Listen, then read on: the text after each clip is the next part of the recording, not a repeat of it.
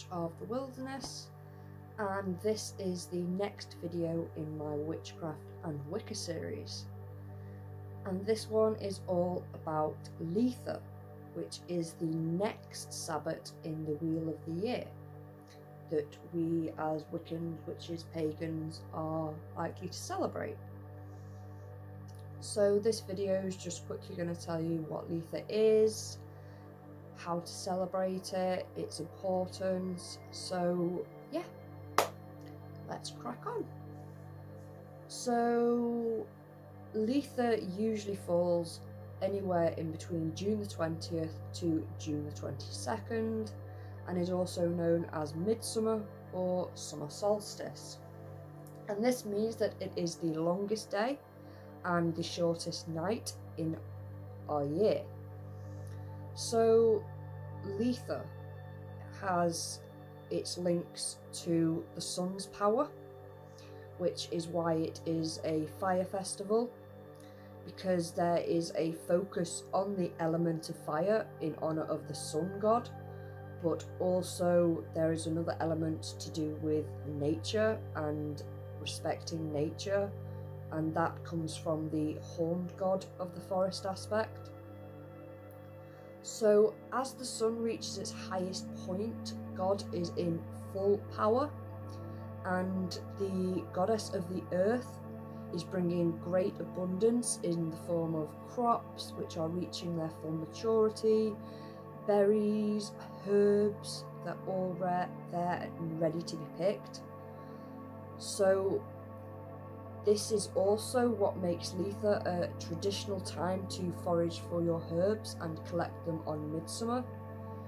Here in the UK, in Wales, Litha is also known for herb harvesting on this day. So it's a great chance for you to restock the herbs for the year ahead, and if you pick them on Litha, then it helps to just give them that extra kick of masculine energy, and also love and abundance spells, as that's what Litha is. It's happiness, love, abundance. So if you are going to celebrate Litha as a pagan or a Wiccan or a witch, then there are a few different things that you can do to celebrate. So one of my favourites is to have an outdoor picnic in the garden and, you know, enjoy the sun, because today is all about honouring the sun. You know, get out there, enjoy it, have a barbecue, you know, have a picnic, have family round, friends round, and just have a good time.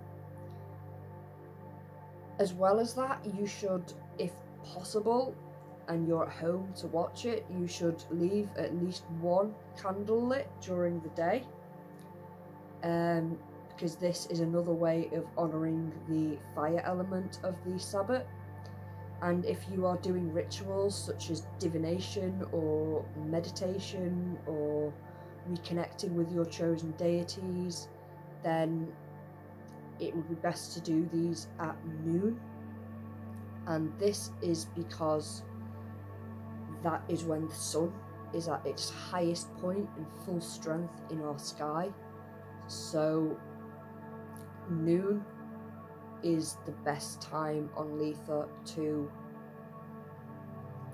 you know, if you're into divination, crystal ball readings, tarot readings, runestones, scrying, you know, then any readings that are to do with love life, manifesting abundance, career, you know, things like that, then midsummer is a great time to be able to get readings from them that are accurate, and it's just easier to get readings because of the correspondences.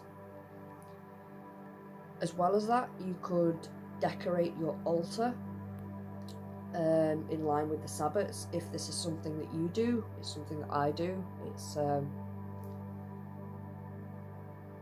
It's just personal to people who don't have altars or choose not to use them, or just choose not to decorate them, and that's fine, you don't have to. But if you are going to decorate your altar, then things like summer flowers, daisy chains you can hang on your altar. I love doing that. I make one around my crystal ball. After it's covered, I put daisy chains around it. You can have herbs that you've picked and are drying, you can hang them on your altar. Fruit like apples that you've picked, so I have an apple tree in my back garden, and I will pick apples and leave them as offerings to the fae and deities and things like that on my altar. You could also use fruit to make things like apple cider, which is also a nice touch because you can have it on later Sabbaths, and you can also leave it as offerings or use it in rituals and spells.